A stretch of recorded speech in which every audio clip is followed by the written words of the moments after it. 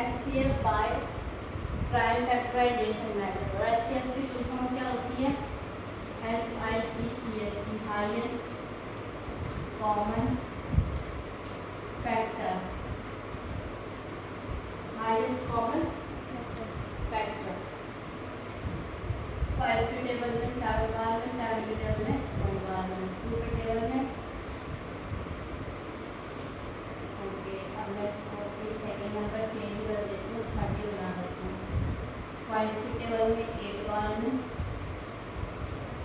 5 के टेबल में 6 बार में, 2 के टेबल में 3 बार में, 3 के टेबल में 1 बार में, 2 के टेबल में 17 बार में और फिर 17 के टेबल, क्योंकि 17 एक प्राइम नंबर है तो ये अपने टेबल में ही आएगा। ठीक है, अब हम इसका वो निकालते हैं कॉमन। कॉमन निकालने के लिए हमें देखना पड़ेगा कि कौन सा नंबर जो है वो कॉमन आ रहा है, दोनों के अंदर सेम आ रहा है।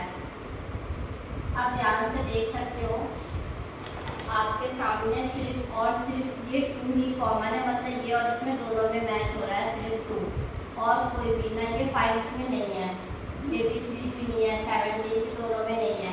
तो दोनों में सेम क्या है? सिर्फ 2 है, तो आंसर इसका 2 है, इसका कॉमन फैक्टर 2 है।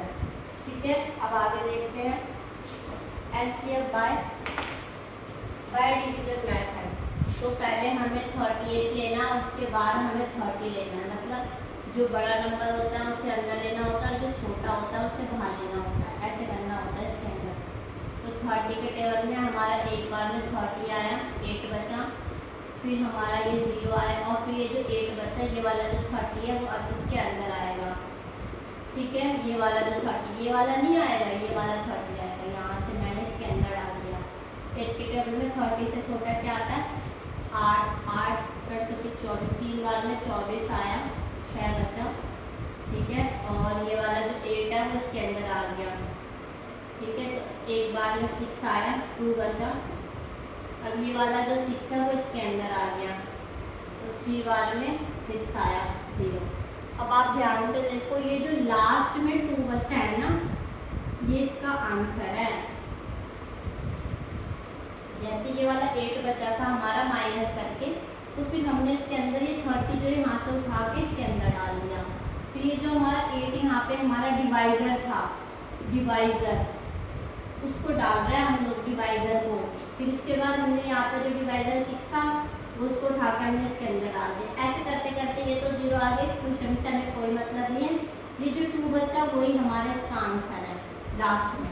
आप देख सकते हो दोनों का 2 आंसर निकला, चाहे आप किसी भी मेथड से कर लो, आंसर सेम निकलता है। ठीक है, एक ही एग्जाम्पल मैंने ये कर दिया। नंबर्स थोड़े बड़े मिलेंगे, छोटे होंगे, पर मेथड आपका ऐसे ही चलेगा। मैं एक क्वेश्चन और आपको करके दिखा दूँ डिवीजन मेथड का, वो आप ध्यान से देख लो। ठीक है, ये डिवाइजर थोड़ा सा आपको अलग लगेगा, पर कोई नहीं, मैं एक क्वेश्चन और करके दिखा देती हूँ आप लोगों को।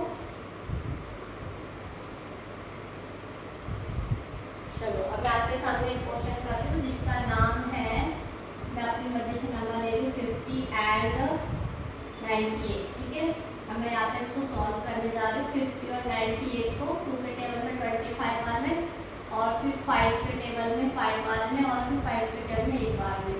2 के टेबल में 98 आता है, 4 बार में, 9 बार में, 7 के टेबल में 7 बार में, 7 के टेबल में 1 बार में। अब इसको हम लिखेंगे ऐसे, 50 एरो डालेंगे, फिर 98 एरो डालेंगे, 2 × 5 × 5, और फिर हम करेंगे यहाँ पे 2 × 7 × 7।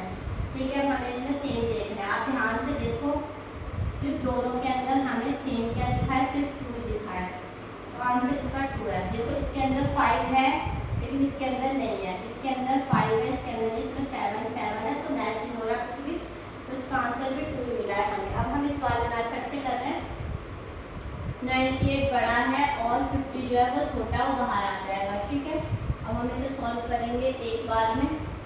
ठीक है, तो हमने ले लिया यहाँ पर 50, 8 आया, 9 में से 5 गया 4, अब इसके अंदर ले लेंगे 50, एक बार में आया 48, 10 में से 8 गया 2, और फिर हम इसके अंदर ले लेंगे 48, और फिर 2 के टेबल में 48 आता है, और 2 के टेबल में 48 आएगा हमारा, 2 बार में 4 आया, और फिर हमारे पास हमने ये वाला 8 उतारा, और हमारे पास 4 बार में 8 आया, और फिर हमारे पास 20, इससे हमें कोई लेना देना नहीं है, हमारा आंसर निकल कर आ गया 2।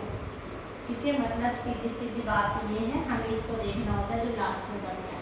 तो हमारा आ गया 2। अब हमारे दो क्वेश्चन मैंने कर दिए। अब आपको इतना है कि आप थोड़ा आइडिया लेके देखो कि कैसे सॉल्व करना है इसको। कौन सा मेथड है ये? SCR का। एक तो हमारा प्राइम फैक्टराइजेशन से SCR, और ये वाला SCR बाय डिवीजन मेथड से। दोनों मेथड आपके सामने है, प्रैक्टिस करनी है आपको है।